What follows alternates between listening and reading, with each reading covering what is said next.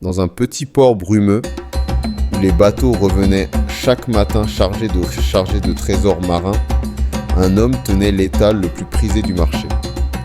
Maître Salazar, le marchand de poissons, était connu pour vendre les prises les plus fraîches, les plus délicates et surtout les plus étrangement savoureuses.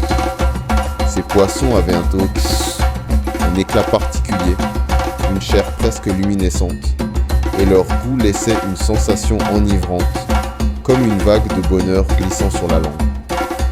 Chaque jour, une file interminable se pressait devant son stand, et chaque soir, il disparaissait avant même que les derniers marchands ne ferment boutique. Mais un mystère inquiétant planait sur ce village côtier. Depuis quelque temps, des clients de Maître Salazar tombaient de malades. Certains déliraient, murmurant d'étranges prières en langues inconnues. D'autres disparaissaient simplement, sans laisser de traces. Le pacte maudit, un jeune pêcheur du nom de Jonas, avait des soupçons. Il avait remarqué que Salazar ne s'approvisionnait jamais au port comme les autres marchands. Une nuit de pleine lune, il décida de le suivre. Il le vit quitter le village, une lanterne en main, et marcher jusqu'à une crique interdite que l'on disait hantée par les âmes des marins perdus.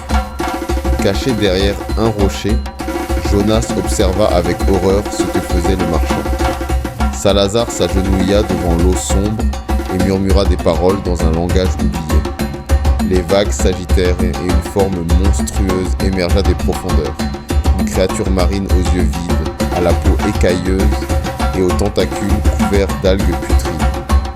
En échange de son offrande, une poignée de coquillages noirs et un morceau de chair humaine desséchée, la créature ouvrit sa gueule et relâcha des poissons aux écailles brillantes. C'était eux que Salazar vendait au village. Des poissons maudits, nourris par les ténèbres des abysses. Ceux qui les mangeaient devenaient peu à peu la proie des profondeurs, jusqu'à ce qu'ils disparaissent, happés par l'appel de la mer. La confrontation.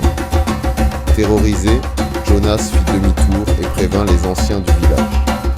Le lendemain, alors que Salazar installait son étal, ils l'encerclèrent. « D'où viennent réellement tes poissons ?» demanda le chef du port. Salazar sourit, mais dans ses yeux, une lueur inquiétante brillait. Du fond de la mer, là où dorment les véritables maîtres de ce monde. Puis, sans prévenir, il renversa son panier de poissons sur le sol. Les créatures frétillèrent avant de se tordre, leurs écailles se détachant pour révéler des formes cauchemardesques.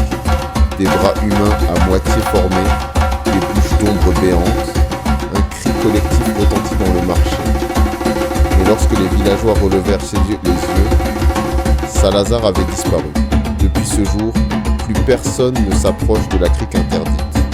Mais certains marins jurent avoir vu, par des nuits sans lune, une silhouette errer au bord de l'eau, chuchotant à une ombre plus grande encore tapie sous les vagues. Et parfois, au matin, un poisson trop brillant s'échoue sur le rivage.